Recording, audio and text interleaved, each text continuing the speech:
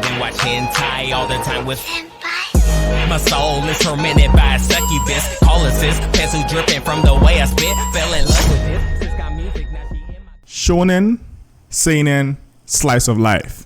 These are the three, common genres for anime that people watch. These are the three genres which, if you ask anyone who watches anime, usually the shows they watch, their favorite shows fall into somewhere within this category. And then you also have even sports animes are basically shonen also. So yeah, you have all these shows which usually fall within these three categories, and those are what people watch. But now and again, every couple seasons, we get one show which kind of breaks the mold, which kind of breaks away from these three basic formulas and tries to do its own thing completely.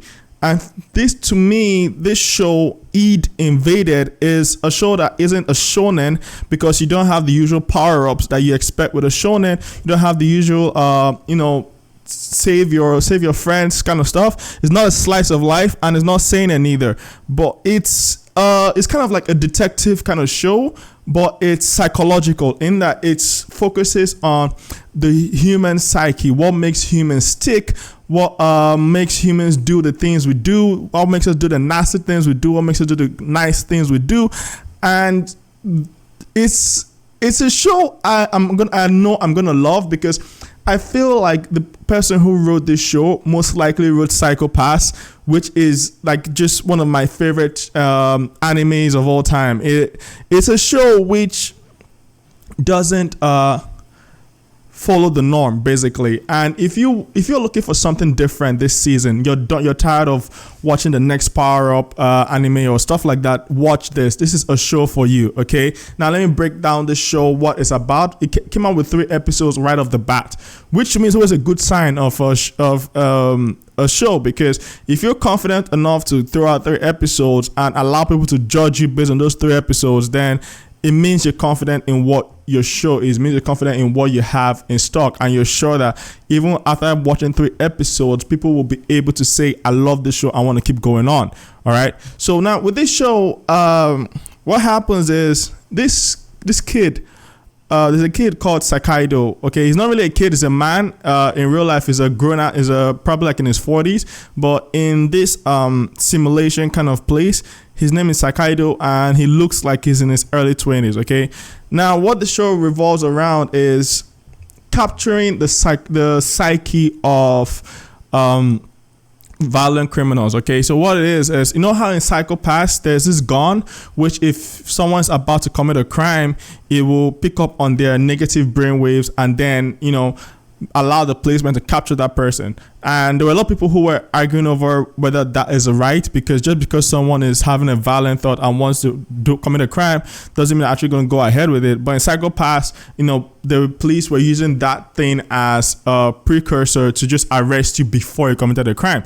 Now in this one, it's somewhat different. There's still a magical device, and no one knows actually how it works. It's sci-fi, so whatever. The real meaning behind how it works doesn't matter. What matters is this device can trap a person's psyche. Okay, so it can look into your mind and see how your brain, see what your unconscious is thinking of at any time. Okay, so but in this case, it only captures the violent minds of serial killers. So in this sense, it doesn't capture just anyone who's committing a crime. Only serial killers are able to be captured by this thing. So what it does is it takes your mind and kind of constructs a world based around your psyche, basically your subconscious personality. Okay, and what that is when it's in that world, then now some detectives are sent into your world and they try to piece together your identity from that world, where you're from, who you are, who your victims are, how you kill your victims, and things like that.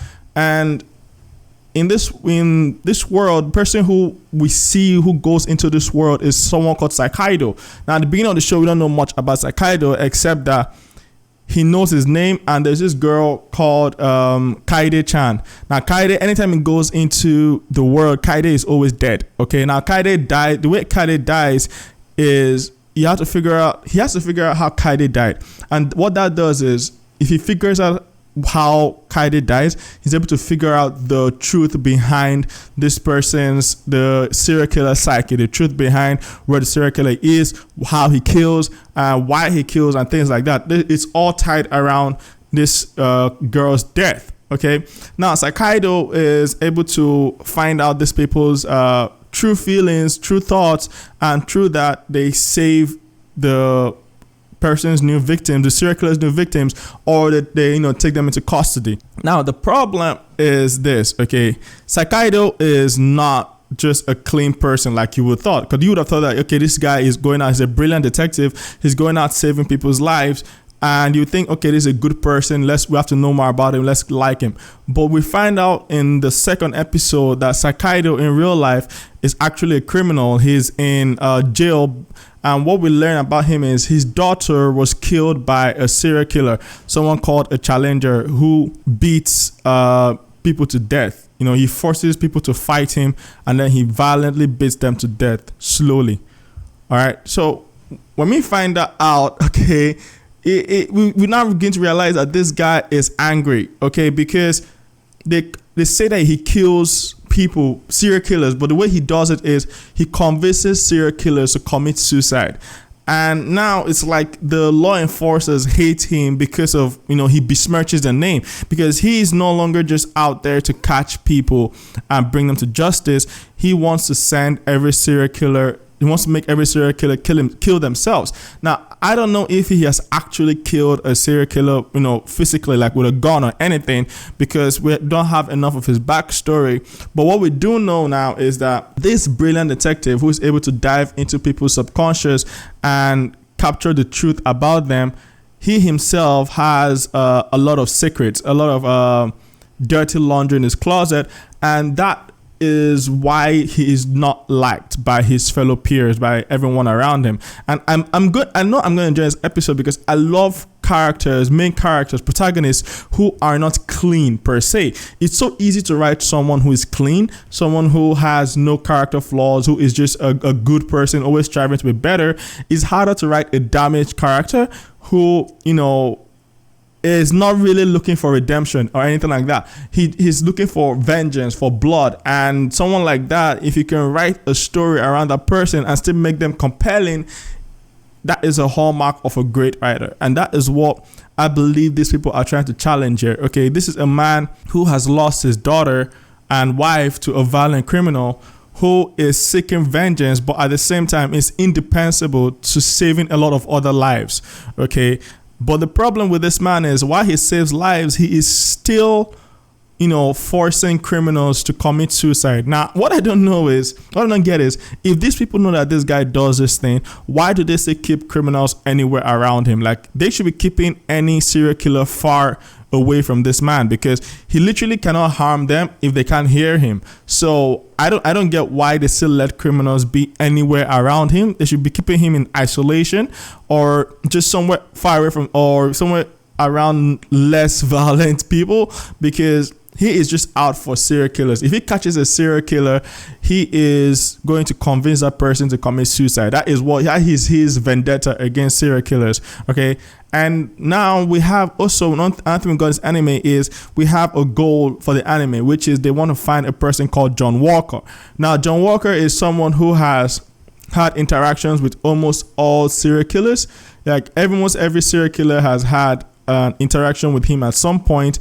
And John Walker shows up in their brains as this kind of terrifying old man that has kind of white hair. His face is all messed up, and he just terrifies the subconscious of these people. Okay, so now they want to find John Walker and find out if he is actually giving birth to serial killers, because people feel like if you have one constant in everybody's mind over and over again, so many people from so many different places, definitely it has to mean that somehow this guy is influencing the serial killers. So the question is he giving birth to them? Like, is it the one influencing their minds and causing them to start killing, or did they just encounter him after they started killing. So these are some of the things which which the anime is going to try to figure out. Also, one thing we're not clear on also is if he has Sakaido has found the killer that killed his daughter, the person called the Challenger. We're not sure if he successfully found revenge and is now only searching for John Walker,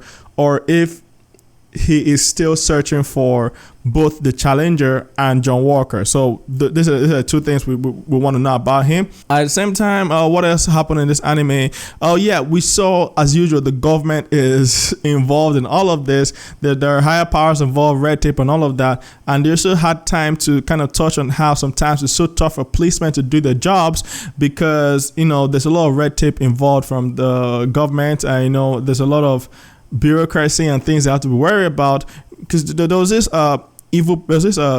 serial killer they were trying to read his mind and everything, and then because of one of his thoughts, which would have been a very big clue, was linked to something political, they had to stop there because they were like, if they accidentally reveal what this thing is, then there's a very high chance that the politicians or whatever will come down on them and try to take away their funding or something. So it's like you see the kind of red tape that cops have to do it. And I just love animes like this because they didn't bash us over the head with it. They didn't try to preach to us that the government is terrible and they're doing this to us. They just made it like a matter of fact. By the side, it's just there, and you can do with that information what you will. You can see that whole scene and not glean anything from it, or you can see it and realize how the author is taking time to show how cops have problems with the politicians and stuff like that.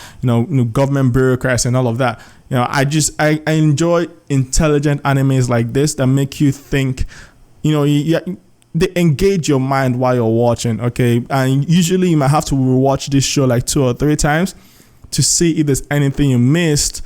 And it's a interesting show. I'm not sure if it will be everyone's cup of tea though, because like I said, it's not your usual battle anime. You don't have people screaming at the top of their lungs and saying friendship is the best answer to everything. You don't have a lot of that in this show.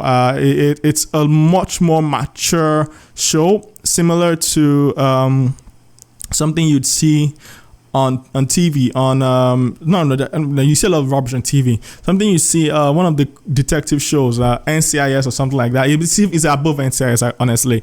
I don't know. I can't think of any really intelligent shows, series right now because I haven't watched a lot of them. Mentalist. Yes, The Mentalist is similar to The Mentalist in that you have someone who is good at reading people's psyche, and that person is hell-bent on revenge, doesn't like evil people, and can sometimes go overboard when it comes to dealing punishment to these people. So yeah, The Mentalist is a good example of something in TV that you might know that is very similar to this show. So if you enjoy The Mentalist, you most likely like this show, although there's no romance in this, so just keep that in mind.